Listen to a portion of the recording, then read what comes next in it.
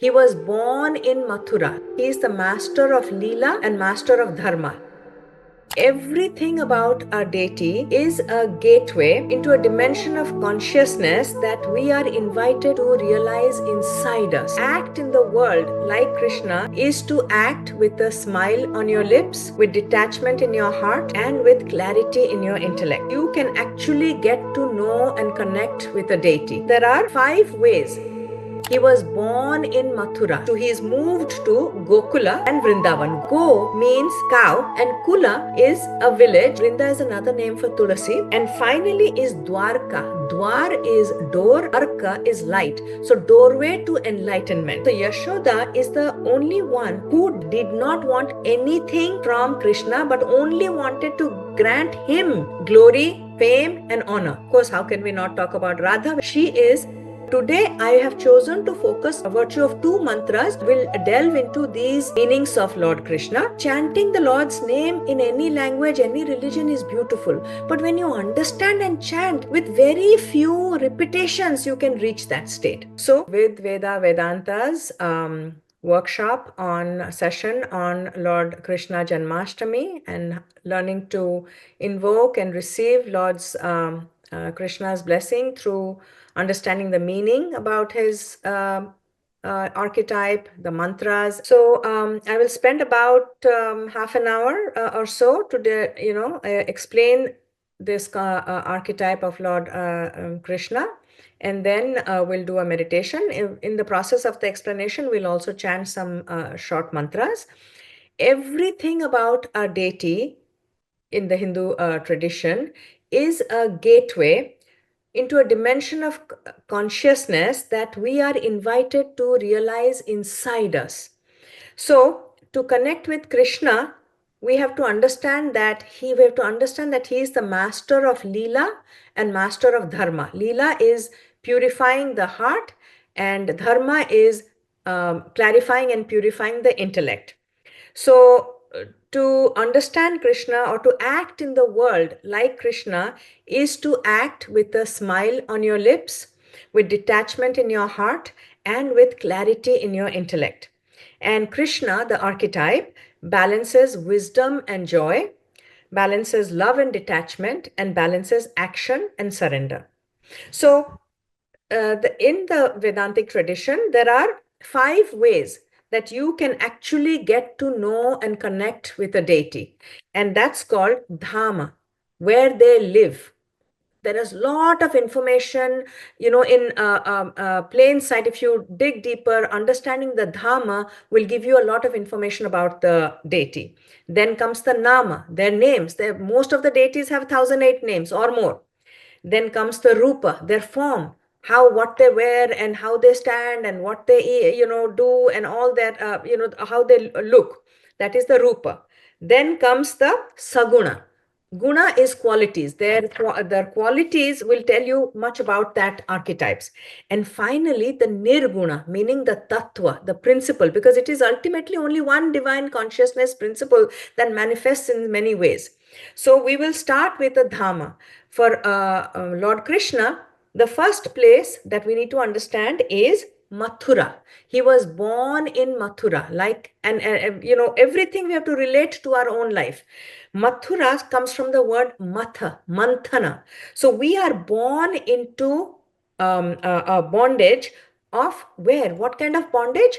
Egoic, karmic entanglement. We are born into the world, into our karmic entanglement, which feels like a bond, it feels like a prison. So then he he is moved to Gokula and Vrindavan. Gokula has childhood days, Vrindavan is teenage years. So Gokula signifies innocence of childhood. Now, go means cow in one sense. It has many meanings. In this sense, it means the cow, and cow stand for purity and nourishment and abundance. And Kula is a village or a clan. So your childhood days, where most children, even though they are born into disease, into poverty, they live in their innocent mind. Everything feels fun and joy. So this is the time where they say until the first 2 years, the children actually are expressions of divinity. What they say, they're actually channeling the divine information. And Vrindavan, where he moves in, teenage years, Vrinda is another name for Tulasi, which stands for sacredness and devotion. So the early childhood years, most people are, in that the innocence of childhood. You think you can have everything, be everything, go do everything, and all that stuff. That is called the Gokula and Vrindavan phase. Then Krishna goes back to Mathura, only place that Krishna returns, because once he leaves a place, he never goes back. Only place he returned was Mathura, which is us. Because once we are in our childhood, innocence of childhood, we have to revisit our childhood trauma, childhood demons, childhood trauma as a mature individual who, and then deal with those demons. So this is when Krishna returns to Mathura, when he was 14, 16 years old, that is called the coming of age year, handling of difficulties and conflicts in our life. So that is the Mathura. And all of us have to go through that if we want to consciously grow. And finally is Dwarka. Dwar is door, Arka is light. So doorway to enlightenment.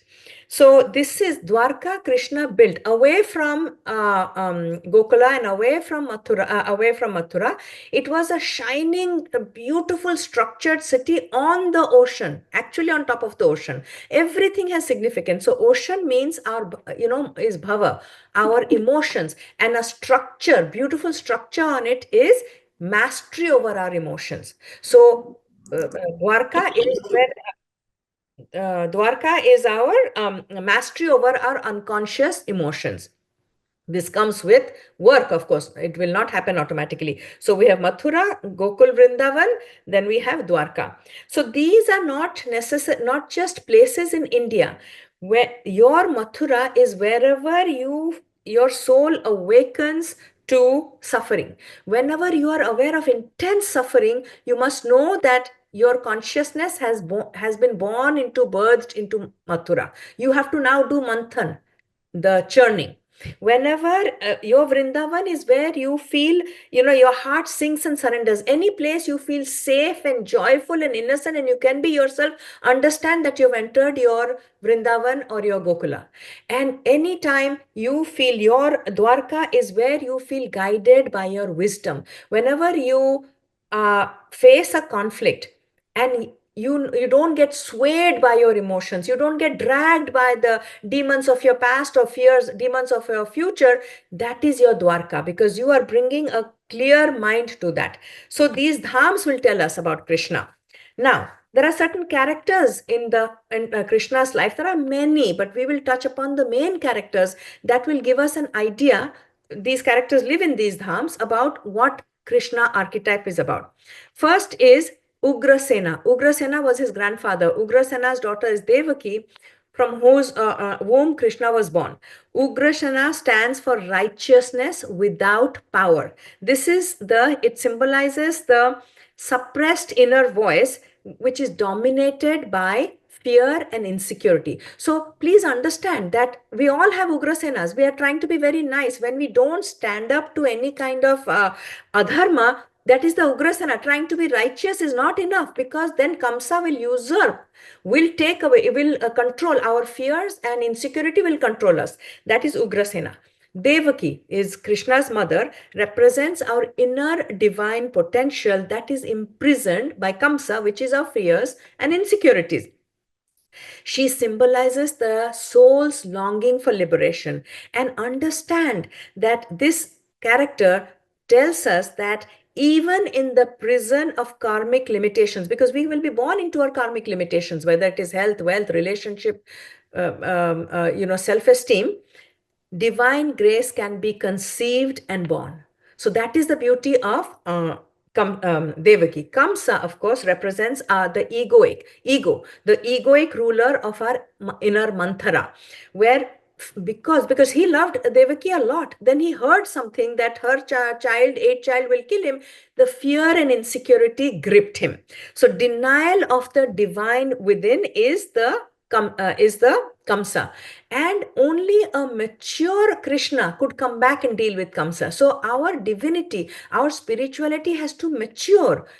And where will it mature? In a safe and joyful environment before we can deal with our egoic, the demon of tyranny and ego, which is Kamsa. Then comes Yashoda. This is his foster mother, Yashoda. And all the names have very specific meaning. These are not just made up names.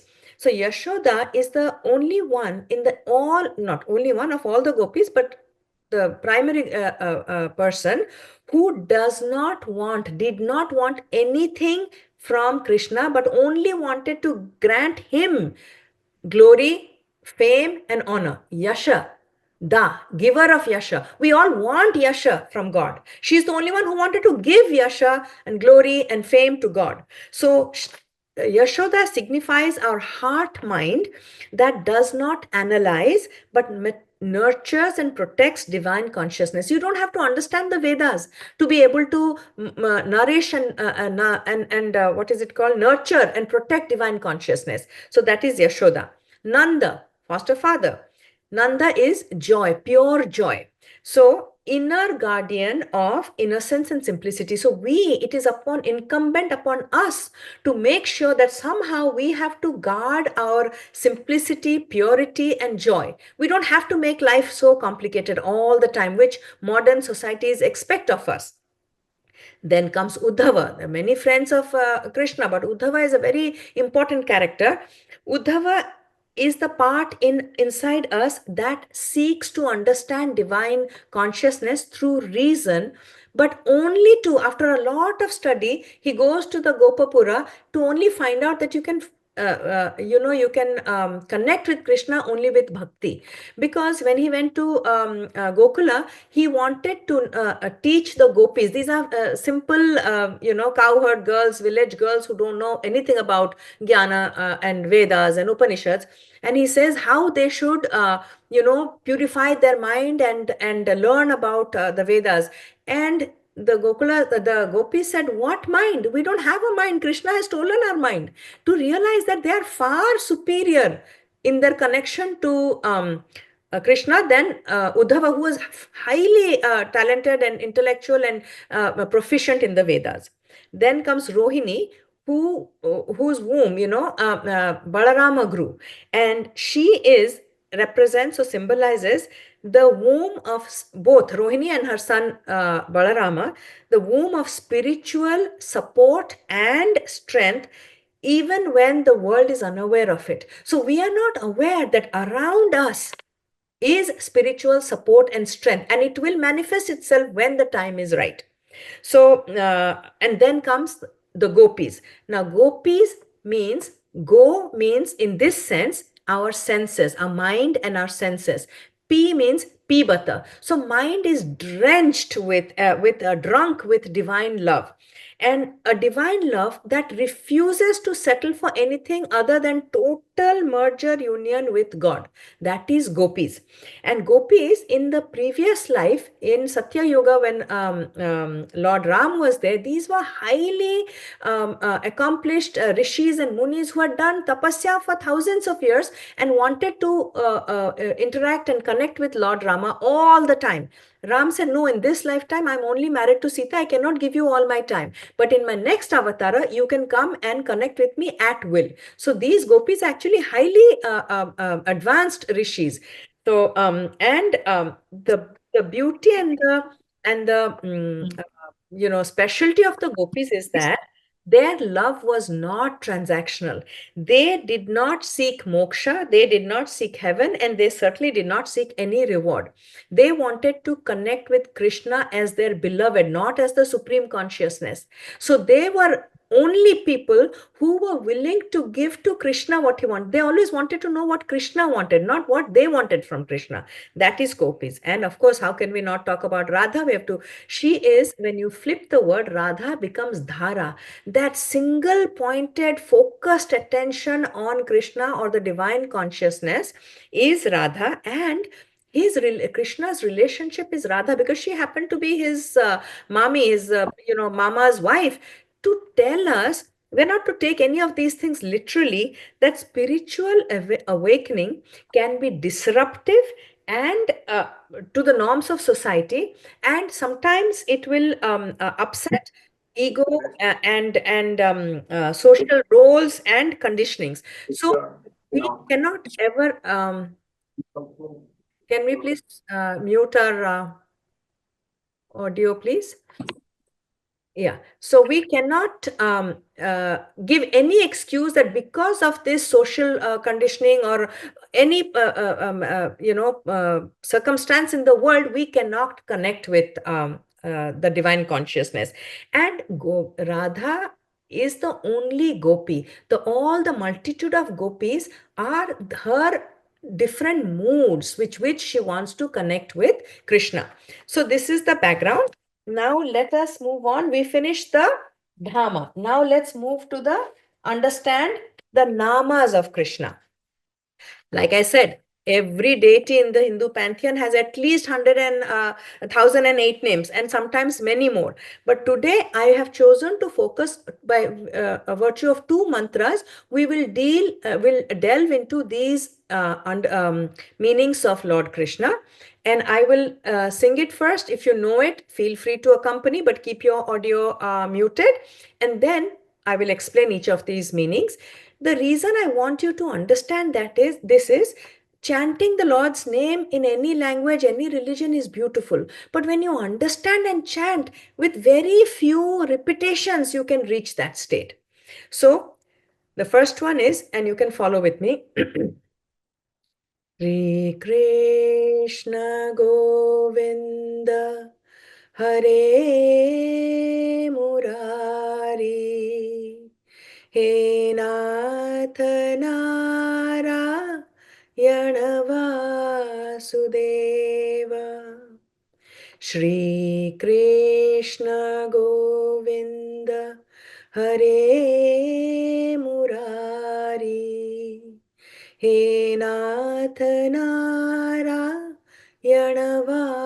Vasudeva Shri Krishna Govinda Hare Murari He Nath Narayana Vasudeva. So Shri is abundance, Lakshmi, the Prakriti, the Jagat. Krishna, the root word, there are two words. One is Akarshati, the power, the magnetic power that pulls everything, the power of the divine consciousness that pulls the soul towards it. And the other is the power to attract. And the other one is Krishi. Krishi means a farmer. What does a farmer do? Plows. So plows or cultivates. And this energy, this divine consciousness, this aspect of divine consciousness, not only it attracts the souls from the getting entangled in karmic limitations, but also it cultivates the soul and prepares it for divine union. So Shri Krishna is that abundant energy that pulls us towards itself and cultivates our mind that is filled with lower thoughts and energy. Govinda. Go in this sense is cow, which means literally it means cow, but it actually refers to our mind and senses.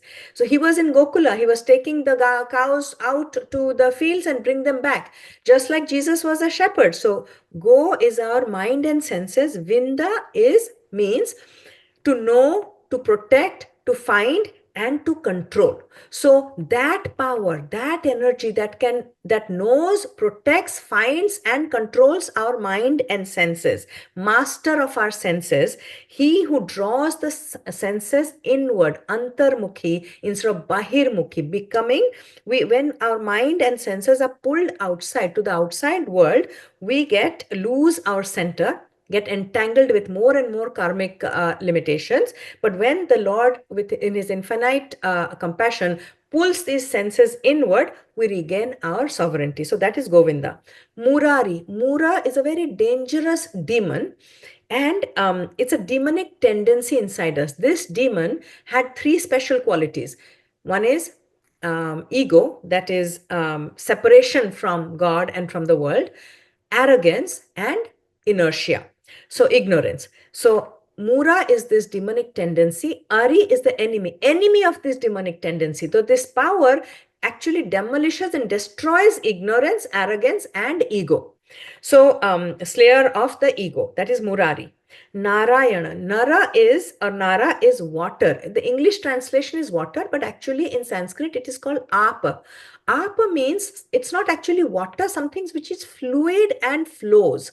So that is the divine consciousness. Even in quantum physics, they talk about this infinite potential that is in a wave. Only when we bring our attention, our witness and observation to us, it becomes condenses into matter. So Nara is this flowing energy, this divine consciousness, and Ayana is refuge, taking refuge in it, and also the goal. We are going towards it. So the refuge of all beings and the goal of all beings is Narayana, who is, if you know his image, he is sleeping on top of the ocean. On actually at the top of the ocean is the what is it called? Adishesha, Ananta, which is Kundalini energy. This is Prakriti that creates the world, and he is the master of Prakriti, so is lying on it. And so that power, which is the substratum of all creation, we are invoking that energy. Vasudeva. Vasudeva is the father, Vasudeva. Vasu is that which dwells and resides. This power is not only everywhere, pervades everything, it's also inside us. And Deva is the shining one. So the indwelling God, the self in all beings, the supreme presence inside us that illuminates everything. So that is Vasudeva. When we are calling on Vasudeva, it's that inner power that helps us see everything. Mukunda. Mu is liberation, mukti. Kunda is bestower, the giver of mukti. And what kind of mukti? Moksha. Moksha from false identification with attachments and our conditioned responses, basically our karmic entanglement. Madhava. There are again several meanings. I've picked only the two most simple meanings. Madhu is sweetness. Ma is Ma Lakshmi, that Prakriti, the entire nature. Dhava is the Lord. So this energy is the driving force of Prakriti. And he's the one who cuts the, cuts the chain of karmic rebirths and liberates us. Sorry, that was Mukunda. He is the one, the driving force of Prakriti, which is the manifested world. And he does it with sweet abundance. With everything about Lord Krishna is sweet. There is a Madhurashtakam. Even when he kills, he does it with sweetness. So that power that runs and drives Prakriti is full of sweetness and abundance. That was Madhava. Keshava is a combination of three root words, Ka, Isha, and Va. Ka stands for Brahma. Kesha, Sha is Isha, which is Shiva, and Va is Vishnu. So this is the energy that is the harmonious union of creation, sustenance, and dissolution. So these are the words that, these are the names that we, when we chant, you will try to understand this and keep it in mind. Let's chant this with these meanings again, one more time, and then I'll go to the second mantra as well. So follow after me. Shri Krishna Govinda Hare Murari, He Nath Narayana Vasudeva. Shri Krishna, this abundant energy, that is, we are asking it to pull us towards itself because we don't have the ability to go that way. Govinda, it controls. Please control my mind and my senses. Hare, please dissolve my ego, my ignorance. Hare Murari, the Muras, three demonic qualities: ego, arrogance, ignorance. Please remove, dissolve, destroy it. Hare Murari. He Natha, O Lord, Narayana, you are the refuge and the goal of all beings. Vasudeva, you are not only everywhere out there, but you're also inside me. So when we pray with this mantra, try to remember at least few of the meanings of this mantra. Another mantra, which again I explained the words. Mukunda Madhava Govinda Bol, Keshava Madhava Hari Hari Bo. Repeat after me. Mukunda Madhava Govinda Bol. Keshava Madhava Hari Hari Bol. Mukunda Madhava Govinda Bol. Keshava Madhava Hari Hari Bol. Mukunda, the liberator, he gives us moksha. Madhava, the Lord of Prakriti, not only all of Jagat, my Prakriti also. Govinda, please, the controller of my mind and my senses. That's what Bolo Mane, I'm connecting, inviting, invoking these energies. Keshava, that energy that is the harmonious union of Brahma, Vishnu, Shiva, creation, sustenance, and dissolution. Madhava, Madhava is again the driver of Prakriti, not just of the collective Prakriti, my Prakriti. Hari Hari Bol. Please remove the kleshas. So these are the names. We learnt about the dham, where the Lord stays, Lord Krishna, the nama, which is the names. Now we will understand the rupa. Remember, we said there are five ways to connect with this energy. Dhama, nama, now we are going to rupa. Rupa is the physical embodiment, how he presents himself. So there are many qualities. I've picked some very prominent ones. The first one is he is called Shyama Varna, deep, dark color, deep blue. Now, anytime you talk about blue, what are the two blue things that comes to mind when we think about infinite? The sky and the ocean both are seen as blue. So anything that you cannot understand, grasp, and that is beyond your perceptual knowledge, we associate with the color blue. So even Lord Rama, we say Shyamala Komalange, Nilambuja. So here Shyama Varna is sky or ocean, the infinite consciousness. Krishna is limitless, like the cosmic space and ocean. It implies depth and mystery. He is not fully graspable, but the next one describe how we can understand that energy. First one is Shamavarna. Second one is Pitambara. So Shamavarna, when you're talking about sky, we're talking about Ambara, which is blue, infinite, ungraspable. Pitta is yellow. Yellow stands for earth. So Pitambara, bringing the infinite to the finite. Krishna is always seen as wearing yellow. Wearing yellow. What does that mean? You can drop it anytime you want. So this world or matter or Prakriti is not part of him. He takes it on at will and drops it at will. So that is Pitambara. Like a garment, we like in Bhagavad Gita, we talk about the bodies. We change our bodies like clothes. So Pitambara is when the infinite becomes finite, takes on a body. Then another thing about when you're thinking about Krishna's Rupa is Tribhangi. Tribhangi is he stands in three bends, the neck, the waist, and the knee. Now, this tells us that unlike the Rama Avatara, where that divine consciousness, Vishnu, was Maryada Purushottam, following the rules, the rule of law to a fault. But here, he follows the spirit of dharma, not necessarily the letter of the dharma. Because subsequently the world, the jivas become more and more complicated and corrupted. So he has to be flexible. So neck, bend at the neck means he uses his intellect. Bend at the body, at the waist means his emotions, and bend at the knees means his physicality. He uses his body, mind, and intellect to deal with to help these jivas turn inside. Next comes Kutila Kesha. He is known for his curly hair. Now, the curls represent divine playfulness and unpredictability and the non-linear nature of spiritual awakening.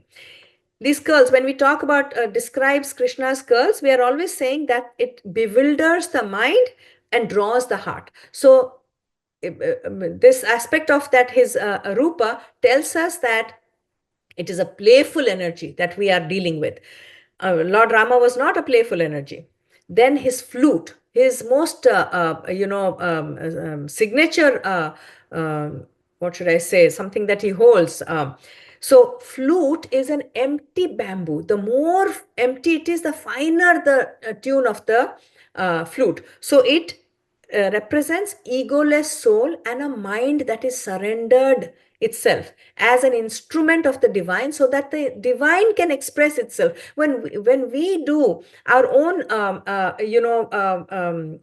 machinations in the world, when we try to go through life on our own mind and intellect, we get into trouble. So that's why that intuition, in tune with the divine energy, or even swarga. When we say swarga, meaning when we are in swara, that is when you are in tune and life feels like swarga.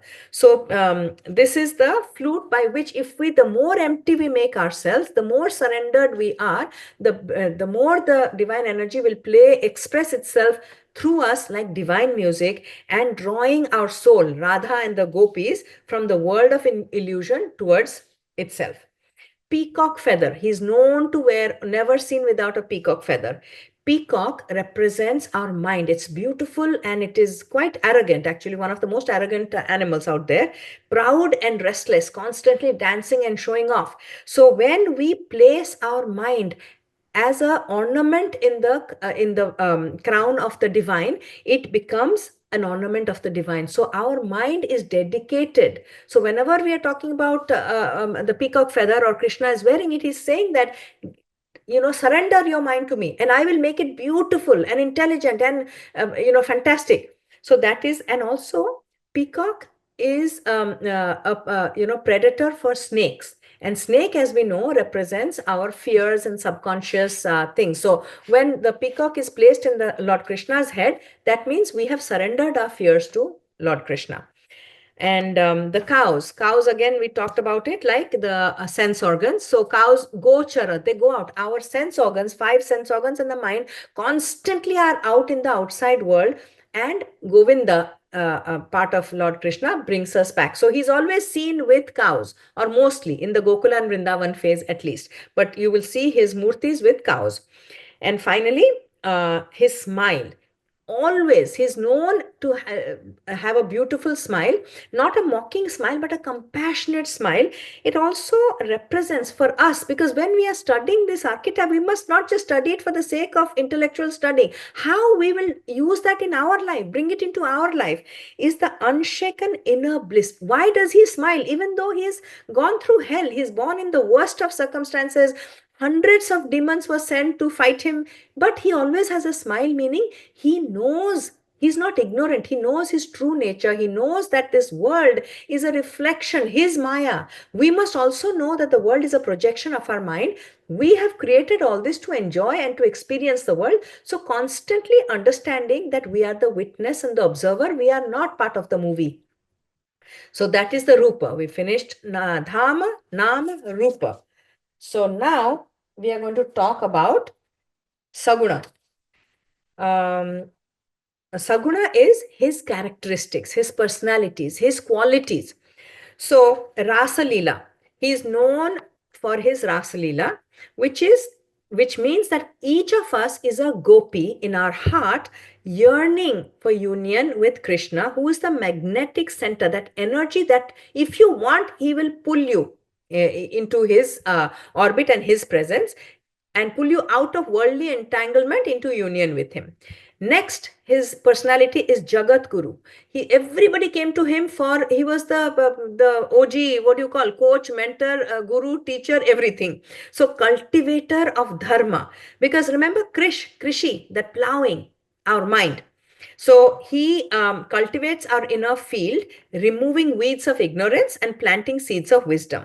Third personality, as we know him as charioteer in Krishna, the famous Mahabharata, when he's Arjuna's charioteer, inner guide who counsels from the heart when we are in our Kurukshetra, which is all the time. When we are facing conflicts and challenges, we must install that, connect with that inner guru. Then he's known as a prankster. In his Gokula days and Vrindavan days, he was known as a prankster. What does it mean? That he draws out the concept of this limited ego playfully until it completely dissolves. He doesn't make it too serious. Spirituality is not serious in this aspect of him. This is a very, I want you to understand this properly, because this many people have problem with this. Krishna, when the gopis were taking a bath, Krishna stole their clothes, and then when they begged him, he says, come and take it. Now, Krishna taking a bath is when we are submerged in our emotions, and the gopis 24/7 they wanted to connect with Krishna. So what is the clothes? Remember in chapter 2 verse 22 in Bhagavad Gita, our body is compared to a cloth, to clothes, that we keep on changing the clothes. So when we want union with Lord Krishna, he will steal away our body consciousness, not actually our clothes. Our clothes represent body consciousness. And only when you want to re-enter the world to your worldly duties, you will ask that, okay, I'm enough with you, now I have to go back to my world. He will give you back your clothes, meaning your body consciousness. Then he's the Makhan Chor. Makhan is butter, Chor is thief. He steals our purest essence. To understand Makhan, we don't understand, we don't realize it is not the butter we buy in Costco or Indian store or even make at home. How it used to be made those days. Everybody used to have 1 or 2 cows. Then the cow has to give birth to a calf. The calf will drink whatever milk you can is remaining, you will bring. Then household will use the milk. Little bit will be left for dahi. From the dahi you will make butter. Then you will churn it and make the ghee, makan. So what does that imply? The thing that we work the hardest for, which is our most precious possession, whether it is our looks, we work so hard for our looks, our intellect, our money, our knowledge, our possessions, our family, our relation, that is the butter. What is it that is the most precious to you? He will steal that, because then only you will go within. How will you go within if he doesn't steal that? And the pot represents this body. So the body is, there is only space. When the pot comes, it only encloses the space. It was never taken out of the main space. When the pot breaks, it doesn't merge. That same space is always space. So this, and he steals it and gives it to everybody, because we hoard. We work so hard to create something and we hoard it. This is the selfishness that karma yoga was supposed to cure. So he says, whatever you work for, use it as a yajna. The ghee is poured into the yajna, meaning it is for common good. If you are beautiful, it must serve highest largest number of humanity. If you are intelligent, your intelligence must serve humanity. If you have money, if you have connections, if you have wealth, if you have whatever, use it to serve the largest number of humanity, percentage of humanity. So that is breaking the pot, breaking the ego. Ranchod, this is a very beautiful meaning. Ranchod means somebody who fled from the battlefield. Now, I will not be able to go through this is a beautiful story, but perhaps I will write it in the Vidvida Vedanta post, because it will take some time. Do we have some extra time to take? Because I really want to just put a finger. So, okay, so Ranchod is when one time there was this a guy called, what's his name? Kala Yavana. Kala Yavana was, he had a boon that nobody can chase him and kill him. So he wanted to, Jarasandha and Mathura, Jarasandha from Mathura, he wanted to get Kala Yavana to kill Krishna. Now, Krishna knew that he cannot run after Kala Yavana because he has that boon and kill him. So he started running away. So everybody laughed at him. You are supposed to be divinity. You are supposed to have killed so many demons and you can't face Kala Yavana. And Kala Yavana chased him. He ran into a cave where a king called Muchukunda was sleeping. Now, Muchukunda had in previous, many years ago, really gone to the heavens and fought for the deities, for the devas. And the devas had asked him, what do you want? He said, I have fought for so many thousands of years. I just want to rest. But so Deva said, if somebody wakes you up, you will be burnt to ashes. So Krishna was not actually running away from a battle. He was playing a strategic game. So he ran into the cave and hid himself. Kala Yavana entered the cave, saw Muchukunda sleeping there, thinking it is Krishna. He kicked him and woke him up. The minute Muchukunda woke up, his, that boon also got activated and Kala Yavana got burned to ashes. Now, very symbolic. Kala Yavana are our karmic, arrogance, ego, through which we have accumulated some power, and we think we can overcome divine will and divine intervention. But we will be drawn. Krishna will use what is it called, strategy, and not always. Divine consciousness fights directly, like Rama killed Vali, behind a tree. Like that, he draws us into the cave. Cave is chitta, sanchita karma. And Muchukunda is our tapas we have done in many lifetimes. It's lying dormant. When this karma comes, it gets activated and it burns down our ignorance, the spiritual insight. So this is another rupa, or sorry, guna of Krishna. Now, how to imbibe the Krishna archetype? Very quickly, we'll go through this. I've also already talked about it. Flute. We have to learn. Every time you think about Krishna's flute, surrender and remind yourself to surrender and become an instrument of the divine. Then comes the Rasa Leela. Whenever you hear about or see a picture about Rasa Leela, remind yourself that to make love and joy, make your love and joy sacred. It has to be sacred. Don't do it in a cheap way. Highest love and joy. It is necessary, because the second chakra is creativity and joy. Third is the charioteer. Whenever you see Krishna as a charioteer, remind yourself to meditate and ask for inner guidance.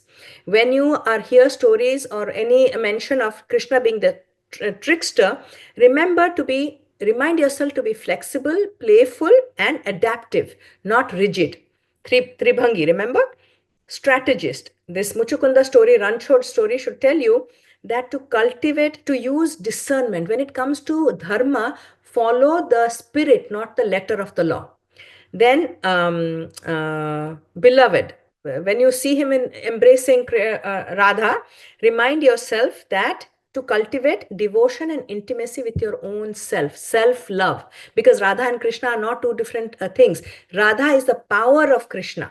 Just like sun and sun ray cannot be separated, likewise Radha and Krishna cannot be separated. Then whenever you see the infinite blue of his body or his complexion, remind yourself to expand your identity beyond the forms that you are limited for. So that is Saguna. Now we'll go to the Nirguna. So the 5 ways we get to understand any deity is what? Dharma, Nama, Rupa, Saguna, now Nirguna, the principle. Because the Vedas and Upanishads only talk about the principle, but common mind, uncultivated mind cannot understand. That's why the Nama, Rupa, Saguna is necessary. Now, the Nirguna Tattva of Krishna, which is a version or an avatar of Vishnu, Narayana, he's not a historical figure, but the embodiment of the supreme consciousness. And this mantra, shloka, will tell us the Nirguna Tattva, principle of Krishna. Shantakaram Bhujaga Sayanam Padmanabham Suresham Vishwadharam Gagana Sadrisham Megha Varnam Subhangam Lakshmi Kantam Kamalanayanam Yogirbhidhyanam Gamyam Vande Vishnu Bhavabhayaharam Sarvalokaikanatham. This, I will break it down. It says, I bow down to Vishnu, whose form is peaceful. So understand that Krishna, that Vishnu, that ultimate consciousness is completely still, pure awareness and complete inner peace, who reclines on a serpent. That serpent's name is Ananta, without ending, Adi Ananta, without beginning, without ending. It is resting upon time, on the coils of time and karma. Okay, so Kundalini, that snake stands for Kundalini, which is the ever shifting, transient world, samsara, jagat, but he is lying on it without being entangled. When we get into jagat, we get entangled. He is lying on top of it without, he can get up anytime and walk away. He's not entangled. Also, he's resting. He's not sleeping as in like we sleep, but he's sleeping on one hand. So it says, Bhuja, Vishwadharanga Gagana Sadrusham. Yeah. So he's sleeping on one hand, meaning resting on one hand. What does that mean? He's not completely asleep. This is called Yoga Nidra, lucid dreaming. When because the whole world is a dream of the supreme consciousness. Just like we create our world in the dream stage, that divine consciousness has brought about this entire world like a spider in this yoga nidra. Then whose navel is the lotus, source of creation, because what does it say here? Padmanabham Suresham. From his navel comes the Padma, and Suresha is Brahma sitting on top of it. So the creation arises from centered stillness. We cannot create in this frazzled world. When we are trying to do too much, run and chase, that's not when we create, manifest the world what we want. In yoga nidra, deep meditation, you can create the world that you want. Then comes Suresham, okay. Vishwadharam Gagana Sadrusham. The support of the Vishwadharam is the support of the entire universe. The entire the consciousness is the substratum of all experiences. Then Gagana Sadrusham, vast as the sky, dark as the rain cloud. It is infinite and unknowable and yet nourishing like rain clouds, because it's only one energy that nourishes. Then Megha Varma, Subhangam. Subhangam means whose limbs are auspicious. Limbs means every part of this energy is beautiful and grace-filled. Lakshmi Kantam Kamalanayanam. Lakshmi Kantam is a consort of Lakshmi and who has Kamalanayanam, lotus-like ears. Lakshmi is abundance. Lakshmi is always serving this energy. We are serving abundance. Abundance is now, we have not learned how to, the abundance will serve us. So abundance flows from inner alignment, not through external chasing. So, and to see beauty in everything. This is the energy. Then comes Kamalanayana, Yogir Bhir Dhyanam Gamyam. This energy can be realized only through meditation by sages, not found through intellect and senses, but deep stillness. You cannot understand this energy by reading. You have to go into meditation to drop the mind so that you can connect with this energy. Then Vande Vishnu Bhava Bhaya Haram, the remover of worldly fears. Bhava Bhaya Haram is remover of worldly fears. What is worldly fears? Fear of samsara, of death, ultimately death of the ego. Why? Because he is Sarva Lokaika Natham, the one and the only Lord of all the worlds. There is no other. There is only this energy. Wherever there is duality, there is fear. Because there is only this one energy. So imagine this is what the Vedas and the Upanishads say. But if we talk about this to an ordinary person, who will understand? That is why the dharma, the nama, the rupa and saguna are important. Because this nirguna, if you start with this, nobody will understand what we are talking about, most people. So that is the, understanding of Lord Krishna's energy.